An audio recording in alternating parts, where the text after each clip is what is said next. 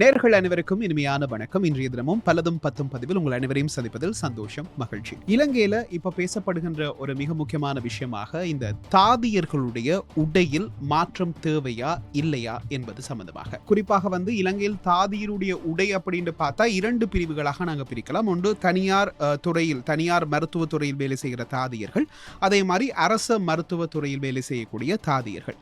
இங்க பிரச்சனை அரச மருத்துவ துறையில் வேலை செய்கின்ற தாதியர்கள் தான் ஏற்பட்டிருக்கிறது. குறிப்பாக தங்களுடைய மத கலாசாரத்தின்படி உடைகளை அணிய வேண்டுமா இல்லையா என்பது இப்போது ஒரு தனி மனித சுதந்திரத்தையும் தாண்டி இப்போது மதத்துக்குள்ள இந்த விஷயம் வந்திருக்கிறதால தான் இது பேசப்படுகின்ற ஒரு விஷயமாக சமீப காலங்களில் பார்க்கப்பட்டு வருகிறது. பரவலாக இந்த விஷயம் ஏற்கனவே இருந்தாலும் கூட இந்த ஈஸ்டர் குண்டு தாக்குதல்களுக்கு பிறகு அது வலுவான ஒரு இடத்தை பிடித்திருந்தது. அரசாங்கமும் நிறைய கட்டுப்பாடுகளையும் விதிமுறைகளையும் கொண்டு வந்திருந்தது. ஆனாலும் இவற்றையும் தாண்டி ஒரு அமைப்பில் ஒரு நிறுவனத்திலே பணிபுரிகிற ஊழியர்கள் எவ்வாறு இருக்க வேண்டும் என்பது அந்த நிறுவனம் தீர்மானிக்கக்கூடிய நடைமுறையும் இருக்கிறது. பொதுவான பிரச்சனைகளும் இருக்கிறது. ஆனால் இதிலே ஒரு இன முறுகலை ஏற்படுத்தக்கூடிய வகையிலே இந்த பிரச்சனை நீண்டு கொண்டு செல்வதுதான் இங்கே இருக்கக்கூடிய முக்கியமான அடிப்படையாக இருக்கிறது இல்லையா? அதுவும் குறிப்பாக மருத்துவத்துறையில் இருப்பவர்கள், நன்றாக கற்றறிந்தவர்கள் என்று சொல்லி சமூகத்திலே மதிக்கப்படுவர்கள் இப்படியான பிரச்சனைகளை முன்னெடுக்கிற போது இதிலே இருதரப்பும் நியாயம் இருக்கும் என்று சொன்னாலும் கூட விட்டுக் கொடுப்புகள் இருக்குமாக இருந்தால் இந்த பிரச்சனைகள் ஓரளவுக்கு சுமூகமாக போகக்கூடும். இல்லாவிட்டால் இப்படியான சின்ன சின்ன பிரச்சனைகள் சமூக ஊடகங்கள் பெரிய விஷயங்களாக பேசுகிற போது அவை ஒரு இனமுறுகலை ஏற்படுத்துவதை நாங்கள் அண்மை நாட்கள் பார்க்கிறோம். உதாரணத்துக்கு ஒரு நாய் சம்பந்தப்பட்ட பிரச்சனை ஒருவருக்கு கொண்டு போய் அவர் சிறை தண்டனை வரைக்கும் உள்ளே இருக்கக்கூடிய நிலைமைக்கு தள்ளி இருக்கிறது. அப்ப இந்த பிரச்சனைகளை இவ்வளவு பெருசாக்க வேண்டுமான ஒரு கேள்வி இங்க இருக்கிறது இல்லையா? கண்டிப்பாக. இப்ப இதனுடைய வரலாறு நாங்க பார்க்க இலங்கை தாதிகளுடைய உடையை வடிவமைப்பு செய்தது பிரித்தானியர்களுடைய ஆட்சி காலத்தின் போதுதான் இந்த ஆடை வடிவமைக்கப்பட்டிருக்கிறது. இது கேட்டது போல இருக்க வேண்டும் அப்படின்னு சொல்லி தலையில் அணிகின்ற அந்த தொப்பி முதல் கொண்டு இது வடிவமைக்கப்பட்டிருக்கிறது. ஆனா அந்த காலத்தில் பிரித்தானியர்கள் இலங்கை சுதந்திரம் அடைவதற்கு முன்பு வடிவமைக்கப்பட்ட அந்த ஆடை இப்போது பொருத்தமாக இருக்கிறதா என்பது ஒரு கேள்விக்குறியாக இருக்கிறது. இது தனியார் துறையில் வேலை செய்கிறவர்களை பொறுத்த வரைக்கும் அந்தந்த கம்பெனி, அதாவது அந்தந்த வைத்தியசாலைகளை பொறுத்து அவர்களுடைய ஆடையில் பல மாற்றங்கள் செய்யப்பட்டிருக்கிறது. எனவே அவர்களுடைய இலட்சணை, அவர்களுடைய நிறம், வர்ணம் போன்ற எல்லாமே இப்போது மாற்றப்பட்டுதான் இருக்கிறது. ஆனால் இலங்கையினுடைய அரசு துறையில் வேலை செய்கிற தாதியர்களுடைய உடை இன்னும் அதை பிரித்தானியர்கள் கொண்டு வந்த ஆட்சியில் வடிவமைக்கப்பட்ட உடையாகத்தான் இருக்கிறது. குறிப்பாக கொரோனா கால பகுதியில் தான் இது மிகப்பெரிய பேசும் பொருளாக மாற ஆரம்பித்தது. காரணம், கொரோனா கால பகுதியில் தாதிகள் அந்த உடையை அணிந்து கொண்டு கீழே குனிகிறது, ஒரு பேஷண்ட்டை கவனிக்கிறது போன்ற பல விஷயங்கள் செய்கின்ற போது அவர்களுக்கு சில சிக்கல்கள் இருந்தது. இப்போது கொரோனா வந்ததுக்கு பிறகு அந்த ஆடையும் சேர்த்து அணிய வேண்டும் அப்படின்ற ஒரு விஷயம் வருகின்ற போது அவர்களுக்கு கொஞ்சம் கஷ்டமாகவும் இருந்தது. தங்களுடைய வேலையை ஒழுங்காக செய்ய முடியவில்லை என்று சொல்லி தங்களுடைய ஆடையில் மாற்றம் வர வேண்டும் என்று இந்த கொரோனா காலத்துக்கு பிறகுதான் தாதியர்கள் சங்கம் மூலமாகவோ சில தாதியர்களும் தங்களுடைய கோரிக்கைகளை அரசாங்கத்துக்கு விட்டு கொண்டு வருகின்ற போதுதான் இதற்குள்ள மதமும் கலக்கப்பட்டதாக சொல்லப்படுகிறது. இதுல நீங்க குறிப்பிட்டது போல இந்த சீருடை என்பது பிரித்தானியர் காலத்தில் கொண்டு வரப்பட்ட பல விஷயங்களை இலங்கை என்றுமே கடைபிடித்துக் கொண்டு வருவதை பார்க்கிறோம்.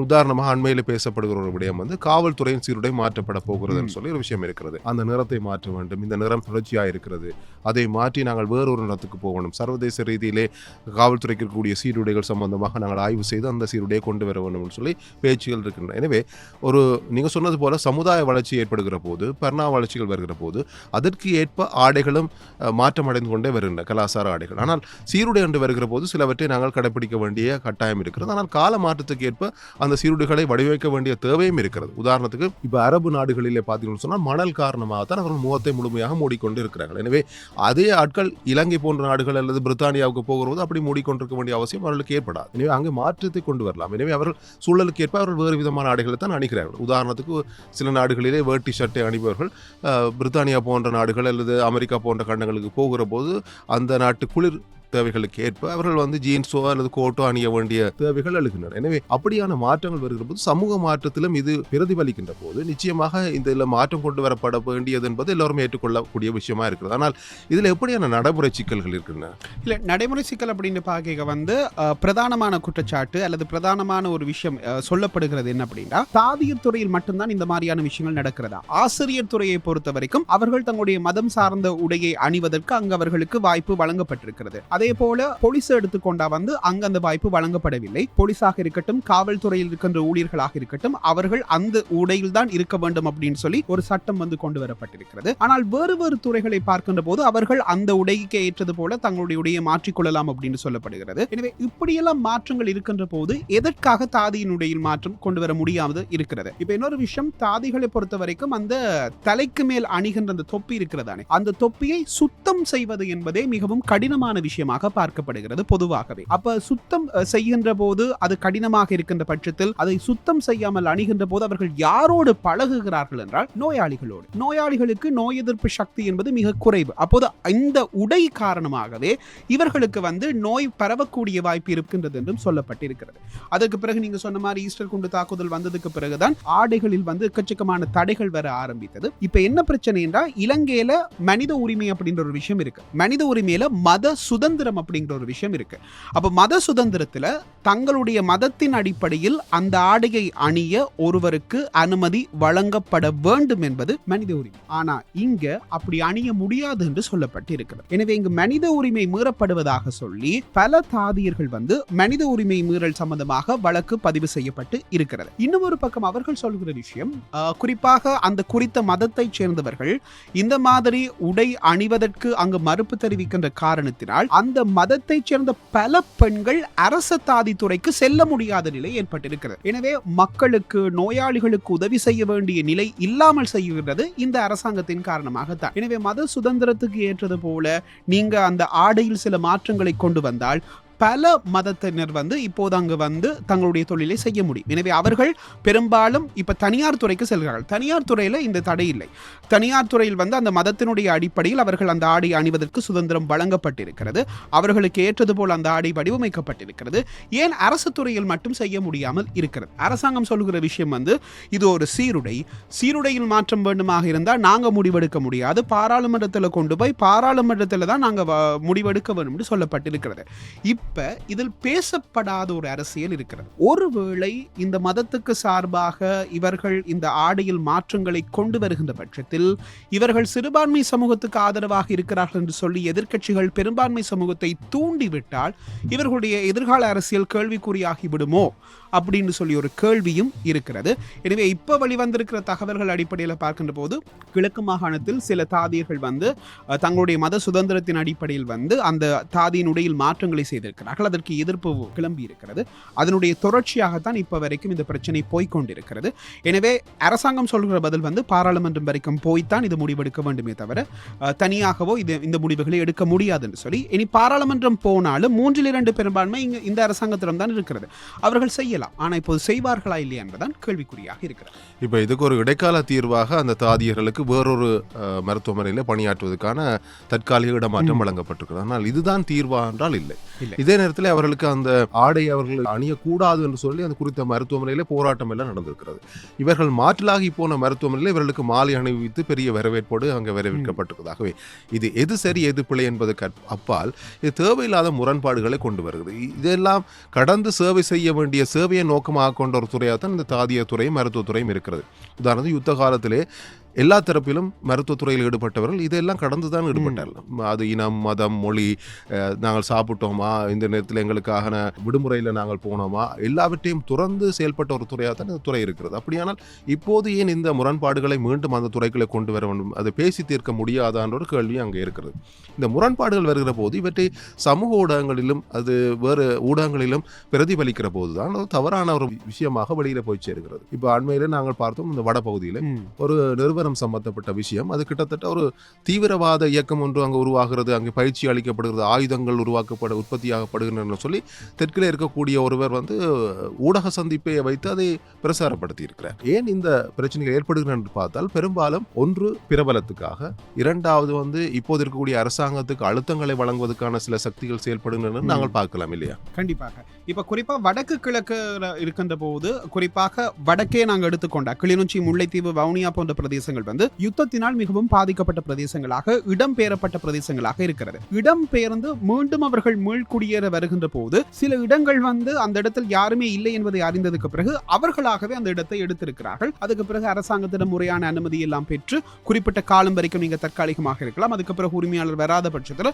நீங்க அந்த நிலத்தை எடுத்துக்கொள்ளலாம் அப்படின்ற ஒரு பேச்சு இருந்தது. எனவே கிளிநொச்சி முல்லைத்தீவு பிரதேசங்களில் வந்து அப்படி பலர் தங்களுடைய இடங்களை இடம்பெயர்ந்து வேறு இடம் இல்லாமல் அந்த இடத்துக்கு வந்து அந்த இடத்தை பிடித்துக் கொண்டு தங்களுடைய வியாபாரத்தை செய்திருக்கிறார்கள், தங்களுடைய தொழில் தங்களுடைய குடும்பத்தை எல்லாம் அவர்கள் நடத்தி இருக்கிறார்கள்.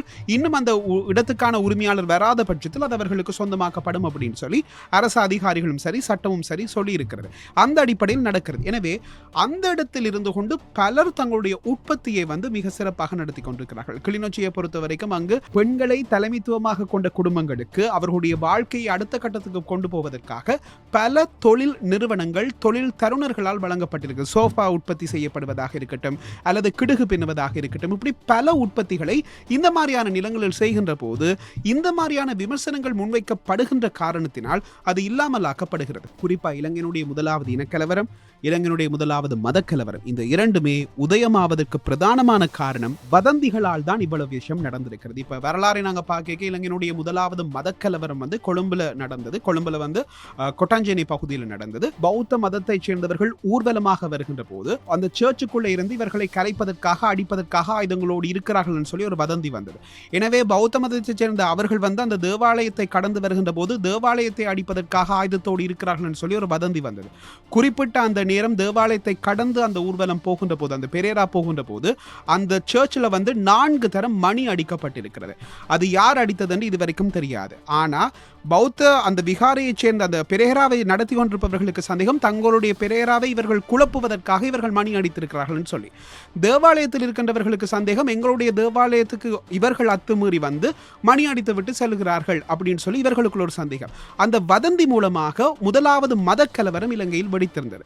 அதே போலதான் இப்போதும் இந்த வதந்திகள் மூலமாக இனங்களுக்கு இடையிலும் பொருளாதார ரீதியிலும் பல தொய்வுகளை ஏற்படுத்தி அது அரசாங்கத்துக்கு ஒரு மிகப்பெரிய ஒரு அழுத்தத்தை வழங்கி இதன் காரணமாக அரசாங்கத்துக்கு அடுத்த கட்டத்துக்கு கொண்டு போக முடியாமல் செய்கிறார்களோ அப்படின்னு ஒரு கதை இருக்கிறது. நீங்க சொன்னது போல இந்த SWRD பண்டாரநாயக்க அவர்கள் கொல்லப்பட்ட போது தமிழ் தரப்பால் தான் அவர் கொல்லப்பட்டார் என்று வதந்தி ஒன்று பரவ ஆரம்பித்திருந்தது. ஆனால் அப்போது ஆளுநராக இருந்தவர் அதை முழுமையாக மறுத்து அது தொடர்பான அறிக்கைகளையும் விட்டு இல்லை இதை ஊடகங்களிலே யாரும் சொல்லக்கூடாதுன்னு சொல்லி இது உண்மையில்லை என்று சொல்லி அதை தடுத்ததன் காரணமாக தான் அப்படி ஒரு கலவரம் அந்த நேரத்தில் வெடிக்காமல் போனதுன்னு சொல்வார்கள். ஆகவே இப்போது இருக்கக்கூடிய அரசாங்கத்துக்கு இவையெல்லாம் ஒரு பெரிய கடப்பாடாக இருக்கின்றன. இப்போ நீங்க சொன்னது போல இந்த விடயத்தை வந்து வேறு விதமாக சித்தரிக்க முயன்றவர் கைது செய்யப்பட்டிருக்கிறார். அது தொடர்பாக அரசாங்கம் நடவடிக்கை எடுத்திருக்கிறது. அவர் முழுக்க ஏற்கனவே அவர் மீது நிறைய குற்றச்சாட்டுகள் இருப்பதாகவும் 2-3 தேசிய அடையாள அட்டைகளை வைத்திருப்பதாகவும் ஏற்கனவே பல குற்றச்சாட்டுகளில் கைது செய்யப்பட வாய்ப்பு இருந்ததாகவும் சொல்லப்படுகிறது. எனவே அவர் இப்பொழுது கைது செய்யப்பட்டிருக்கிறார். அரசாங்கத்துடைய விரைந்த நடவடிக்கைகளை நாங்கள் பாராட்டும் அதேவேளை இது எதிர்காலத்தில் நடக்காமல் இருப்பதற்கான நடவடிக்கைகளை மக்கள் மத்தியிலே விழிப்புணர்வு பிரச்சாரங்களையும் இந்த அரசாங்கம் மேற்கொள்ள வேண்டும். அரசாங்கம் தன்னுடைய நடவடிக்கைகள் மூலமாக இதை இலேசாக காண்பித்தாலும் கூட பொதுவாக பார்க்கிற போது இது கொஞ்சம் சிக்கலாக தான் இருக்கிறது. இப்போ செம்மணி பிரச்சனையாக இருக்கிறோம். செம்மணியில் இப்பொழுது 3ஆம் கட்ட அகழ்வு பணிகள் நிறைவு பெற்றுக்கின்றன. 4ஆம் கட்ட அகழ்வு பணிகள் நடக்குமா இல்லையா என்பது தெரியவில்லை. அக்டோபர் மாதத்தின் இறுதி பகுதியிலே ஆரம்பிக்கப்படக்கூடும் என்று சொல்லப்படுது. இதுவரைக்கும் 583 எலும்பு கூடுகள் கண்டெடுக்கப்பட்டுள்ளன. 50க்கும் மேற்பட்ட எலும்பு தொகுதிகள் தனித்தனியான கும்பலாக எடுக்கப்பட்டிருக்கின்றன. இது தொடர்பான விசாரணைகள் முன்னெடுக்கப்பட வேண்டியிருக்கிறது. இனி நான் இருக்கிற கார்பன் டேட்டிங் பரிசோதனை எல்லாம் நடக்கும் என்று எதிர்பார்க்கப்படுகிறது. இதிலே அரசாங்கம் எந்த அளவுக்கு முனைப்பு காட்டுகிறதுன்னு தெரியவில்லை. அதேவேளை இந்த மாத இறுதியிலே வலிந்து காணாமல் ஆக்கப்பட்டவர்களுக்கான ஒரு தினம் வருகிறது. அதை முன்னிட்டு வடக்கிலே அந்த வலிந்து காணாமல் ஆக்கப்பட்ட உறவுகளுடைய தாய்மார்கள் இணைந்து ஒரு சர்வதேச மாநாட்டை நடத்தப் போகிறார்கள். இது தொடர்பாகவும் இப்பொழுது வேறு விதமான பிரச்சாரங்கள் முன்னெடுக்கப்படுகின்றன. இது அரசாங்கத்தை சர்வதேச ரீதியில் கொண்டு போய் பிரச்சனைக்குள்ளாக்க போகிறார்கள், புலிகளை மீள உருவாக்கப் போகிறார்கள், புலிகளின் பெற்றோர் தான் இதை செய்கிறார்கள் சொல்லி ஒரு பக்கமாக குற்றச்சாட்டுகள் முன்வைக்கப்படுகின்றன. ஆனால் அரசாங்கம் இது தொடர்பான எந்த விதமான மறுப்பறிக்கைகளையும் விடாமல் இருக்கிற போது இதை அந்த அரசாங்கம் அனுமதிக்கிறதோ என்ற கேள்வியும் எழுகிறது. இதே இந்த சம்பந்தமா ஏற்கனவே இந்த அரசாங்கம் ஒரு விஷயத்தை சொன்னது, வலி வேதனைகள் இருப்பவர்கள் தங்கள் வலி வேதனைகளை காட்டுவதற்கு நாங்கள் அனுமதி வழங்க வேண்டும் என்று இந்த அரசாங்கம் கூறியது. எனவே இந்த நேரம் அவர்கள் வந்து இல்லை நீங்க இதெல்லாம் செய்ய முடியாது, சில நேரங்களில் ஆர்ப்பாட்டங்கள் செய்கின்ற போது காணாமலாக்கப்பட்ட குடும்பங்களுடைய உறவுகள் ஆர்ப்பாட்டம் செய்கின்ற போது கடந்த கால அரசாங்கத்தில் இருப்பவர்கள் அதை வேண்டுமென்றே முடக்கியிருந்தார்கள். பல்வேறு கட்டங்களில் அவர்களை வாய்களை அடைப்பதற்கான பல முயற்சிகளை செய்திருந்தார்கள். ஆனால் இந்த அரசாங்கத்தை பொறுத்த வரைக்கும் அவர்களுடைய வலி வேதனை இந்த வெளி உலகத்துக்கு தெரிய வேண்டும் என்பதை அவர்கள் திட்டவட்டமாக இருக்கிறார்கள். ஆனால் அதுவே அவர்களுடைய ஆட்சியில் பல மாற்றங்களை கொண்டு வந்து விடுமோ என்ற ஒரு அச்சமும் அவர்களுக்கு இருக்கிறது. ஆனால் அப்படி செய்யாம விட்டால் தமிழர்களுடைய செல்வாக்கை இழக்க வேண்டி ஏற்படும் என்றும் சொல்லப்பட்டிருக்கிறது. இந்த அரசாங்கத்துக்கு இன்னும் ஒரு பெயர் இருக்கிறது, டயஸ்போராக்களுடைய அரசாங்கம். அவர்களிடம் பணம் வாங்கி அவர்கள் சொல்வதைத்தான் இந்த அரசாங்கம் செய்கிறது என்ற ஒரு பெயரும் இருக்கிறது. அது எந்த அளவுக்கு உண்மை பொய் என்பது தெரியவில்லை. அதற்கு ஒரு சான்றாக இந்த செம்மணியை நாங்கள் எடுத்துக்கொள்ளலாம். செம்மணி என்பது இதற்கு முன்னரே ஒரு தோண்டப்பட்டு அதுக்கு பிறகு அதனுடைய கதை எல்லாமே இல்லாமல் ஆக்கப்பட்டது. மறுபடியும் இந்த அரசாங்கம் வருகின்ற போது தோண்டுவதற்கான அனைத்து ஏற்பாடுகளும் செய்யப்பட்டிருந்தது. அதுக்கான நிதி கொடுக்கின்ற போது சில கொடுக்கல் வாங்கல்கள் எல்லாம் ஏற்பட்டது. ஐநாவில் இருந்து வருகின்ற உறுப்பினர்கள் கூட செம்மணிக்கு சென்று பார்வையிடுவதற்கான வாய்ப்பு வசதியை கூட, பாதுகாப்பு வசதியை கூட இந்த அரசாங்கம் ஏற்படுத்தி கொடுத்திருந்தது என்பதை நாங்கள் மறக்க முடியாது. ஆனால் இப்போது அவர்கள் என்ன செய்ய போகிறார்கள்? இதை முற்றுமுழுதாக ஆதரிக்க போகிறார்களா அல்லது மறைமுகமாக ஆதரிக்க போகிறார்களா அல்லது தங்களுடைய வடக்கு பாராளுமன்ற உறுப்பினர்கள் மூலமாக இதை ஆதரிக்க போகின்றார்களா? அப்படி ஆதாரம் அளிக்கின்ற போது இந்த வடக்கு மாகாண பாராளுமன்ற உறுப்பினர்கள் அதை எவ்வாறு செய்ய போகிறார்கள்? வடக்கு மாகாண பாராளுமன்ற உறுப்பினர்கள் மீது மக்களுக்கு இப்போது எந்த விதத்தில் நம்பிக்கை இருக்கிறது? இது எல்லாம் ஒரு கேள்விக்குறியான ஒரு விஷயமாகத்தான் பார்க்கப்படுகிறது. எனவே இதை பொறுத்திருந்தான் பார்க்க வேண்டும். வடக்கு மாகாணம் அப்படின்னு சொல்லும்போது இப்போ யாழ்ப்பாணம் நல்லூரில் திருவிழா இப்போது களை கட்டி கொண்டு இருக்கிறது. எங்களுடைய ஆதவன் தொலைக்காட்சியில் அது சம்பந்தமான விஷயங்களை நேரடியாக தருவதற்காகவும் அதே மாதிரி பதிவு செய்யப்பட்ட சில முக்கியமான விஷயங்களை உங்களுக்கு தருவதற்காகவும் நாங்களும் தயாராகி கொண்டிருக்கிறோம். அதே போல பல கட்டுப்பாடுகளை இந்த முறை விதித்திருக்கிறார்கள். அது உண்மைக்குமே நாங்கள் வரவேற்கக்கூடிய விஷயம்தான். ஆலய வளாகத்துக்குள் நீங்கள் எப்படி நுழைய வேண்டும் என்பது ஆரம்பத்திலிருந்தே ஒரு கட்டுப்பாடாக இருந்தது. அது பிரதமராக இருந்தால் கூட நீங்க ஷர்ட் போடாம தான் நீங்க அங்க வர வேண்டும் என்ற ஒரு கட்டுப்பாடு இருந்தது. இப்போது ஆலய வெளி சுற்று வீதிகளிலும் இந்த மாதிரியான குறிப்பாக சமூக கலாசார ரீதியில் மதத்தை பரப்புகின்ற அல்லது மதம் மீது நம்பிக்கை, கடவுளுக்கு அங்கு முக்கியத்துவம் கொடுக்க வேண்டும் என்பதற்காக பல கட்டுப்பாடுகள் இப்போது விதிக்கப்பட்டிருக்கிறது. எனவே மக்கள் அதனை சரிவர புரிந்து கொள்ள வேண்டும் என்பதை நாங்களும் கேட்டுக்கொள்கிறோம். இது ஒவ்வொரு வருடமே விதிக்கப்படுகிற கட்டுப்பாடுகள் தான் இந்த முறை கொஞ்சம் சமூக ஊடகங்களில் கொஞ்சம் வெளிவந்திருக்கிறது. அதில் முக்கியமான ஒரு கட்டுப்பாடு நாங்கள் கவனிக்க வேண்டியதாக இருக்குது. ஆலய வளாகத்தில் நடைபெறுகின்ற நிகழ்வுகளிலே சினிமா பாடல்களை தவிர்க்க வேண்டும் என்பது முக்கியமானது. அது எல்லோருமே ஏற்றுக்கொள்ளக்கூடிய ஒரு விஷயமா தான் இருக்கிறது. பக்தி பாடல் தான் அங்கே ஒலிக்க விடப்பட வேண்டும் என்ற ஒரு விஷயம் அங்கே முக்கியமாக இருக்கிறது. செம்மணி பற்றி பேசிக்கொண்டது வேளையில் இன்றைய தினத்திலே எனக்கு கிடைத்திருந்த ஒரு செய்தி என்னன்னு சொன்னால், கனடாவிலிருந்து வந்த தூதுக்குழுவினர் அவர்களை இந்த செம்மணியை பார்வையிட அனுமதி வழங்கப்படவில்லை. அதுக்கான காரணம் என்ன? முதல்ல அரசாங்கத்திடம் அனுமதி பெற்று பிறகு நீதிமன்ற அனுமதியை பெற வேண்டும். அதிலே காலதாமதம் ஏற்பட்டதன் காரணமாக அந்த குழுவினர் பார்வையிடாமலே சென்றதாக தெரிவிக்கப்படுகிறது. அதே நேரத்தில் 22வது திருத்த சட்டம் சம்பந்தமாக இப்பொழுது ஏராளமான எதிர்ப்பு மனுக்கள் இப்பொழுது தாக்கல் செய்யப்பட்டிருக்கிறது. அண்மையில் எதிர்த்தரப்பு நாடாளுமன்ற உறுப்பினர் சொல்கிற போது ஒரு சட்ட மூலத்துக்கு எதிராக அதிகபட்சமான எதிர்ப்பு மனுக்கள் நீதிமன்றத்திலே தாக்கல் செய்யப்பட்ட ஒரு சட்டம் மூலமாக இந்த அரசாங்கத்தின் இந்த 22வது திருத்த சட்டம் மூலம் இருக்க போறோம்னு சொல்லப்படுது. ஆகவே அரசாங்கம் நீங்கள் குறிப்பிட்டது போல ஏராளமான அழுத்தங்களுக்குள்ளே இருக்கிறது. ஆனால் அதை கடந்து மக்களுக்கு அவர்கள் ஏதாவது செய்ய வேண்டி இருக்கிறது. எனவே அது தொடர்பாக தான் நாங்களும் அவ்வப்போது கிடைக்கிற செய்திகளை உங்களோட பகிர்ந்து கொண்டிருக்கிறோம். அதே மாதிரி இப்ப கடவுளை பற்றி சொல்லிக்க கொழும்புல கொம்மனித்தரு கோயில ஒரு மிகப்பெரிய ஒரு திருட்டு சம்பவம் ஒன்று நடந்திருக்கிறது. அதாவது கொழும்பு கொம்மனித்தரு கோயிலில் இருக்கக்கூடிய நகைகள் காணாமல் போயிருக்கிறது. பிரதான திருவிழாவின் போது அந்த நகையை தேடுவார்கள். அப்படி தேடி பார்க்கின்ற போது அந்த நகை அந்த பெட்டியில் இருக்கவில்லை. அந்த பெட்டிக்கு பொறுப்பான நபரையும் காணவில்லை. எனவே போலீசிடம் சென்று முறைப்பாடு செய்கின்ற போது போலீசார் அந்த நபருடைய வீட்டு பூசகர் ஒருவருடைய வீட்டுக்கு போய் பார்க்கின்ற போது நகை அடகு வைக்கப்பட்டிருக்கிறது. எனவே அதுக்கு பிறகு அந்த எந்த கடையில் அடகு வைத்தார்களோ அந்த கடையில் 2 கோடி ரூபாய் பெறுமதியான நகையை ஆலய நிர்வாகமே பணம் கொடுத்து அந்த நகையை மீட்டு தேர் திருவிழாவை செய்திருந்தார்கள். அதுக்கு பிறகுதான் விசாரணையில் தெரிய இவர் 90 தடவைகள் இதே மாதிரி நகையை அடகு வச்சு அதை அந்த பணத்தை எடுத்து சூதாட்டத்தில் ஈடுபட்டு அதில் பணத்தை திருப்பி உழைத்து நகையை மீட்டெடுத்திருக்கிறார். கிட்டத்தட்ட 90 தடவைகள் இந்த மாதிரி நடைபெற்றிருக்கிறது என்றும் சொல்லப்பட்டிருக்கு. இது ஆலயத்துக்குள் நடக்குது. இன்னொரு பக்கம் பார்க்க போனா வங்கியில் இலங்கையிலேயே ஒரு சினிமா திரைப்படம் பார்ப்பது போல 4 தனியார் வங்கியினுடைய முகாமையாளர்களை ஒரே நேரத்தில் 4 பிரிவுகளாக போலீசார் பிரிந்து சென்று கைது செய்திருக்கிறார்கள். இறக்குமதியே செய்யாத ஒரு பொருளுக்கு இறக்குமதி செய்யப்பட்டிருக்கிறது என்று சொல்லி வங்கியிலிருந்து பணம் அனுப்பப்பட்டிருக்கிறது. வங்கியிலிருந்து பணம் அனுப்பப்பட்டிருக்கு சொல்லும்போது உங்களுக்கு தெரிஞ்சிருக்க வேணும், இலங்கை அரசாங்கத்தினுடைய அந்த கணக்குக்கு இப்ப என்ன நடந்தது, இப்ப அது இந்த கட்டத்தில் இருக்கிறது அப்படிங்கிறது இதுவரைக்கும் தெரிய வரவில்லை. எனவே இந்த விஷயம் கொஞ்சம் பூதாகரமாக வருகின்ற போது இறக்குமதி செய்யாம பணம் அனுப்பப்பட்டிருக்கிறது. அந்த பணம் யாருக்கு போனது? போதைப் பொருள் வியாபாரி ஒருவருக்கு போனதாக சொல்லப்பட்டிருக்கிறது. எனவே இது சம்பந்தமான விசாரணைகள் செய்யப்பட்டிருக்கிறது. இதில் மாட்டுப்பட்ட ஒரு தனியார் வங்கியினுடைய முகாமையாளர், இப்போ ஒரு தனியார் வங்கியினுடைய முகாமையாளர் இருக்கிறார். இதுக்கு முன்னால் இருந்த முகாமையாளர் தான் பாரிய நிதியை திருடியவர்.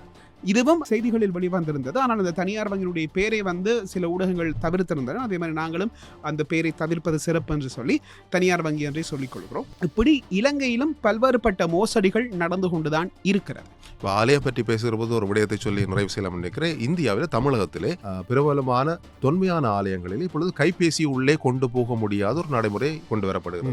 அப்படி கொண்டு வரப்படுகிற போது என்ன நடக்கிறோம்னா, வெளியிலே உங்களுக்கு லொக்கர் இருக்கும், லொக்கர்லேயே போனை வைத்து விட்டு போகணும். அவர் சொல்றார் 15,000 கைபேசிகளை ஒரே நேரத்தில் வைக்கக்கூடிய லொக்கராக அது லொக்கர் இருக்கிறது.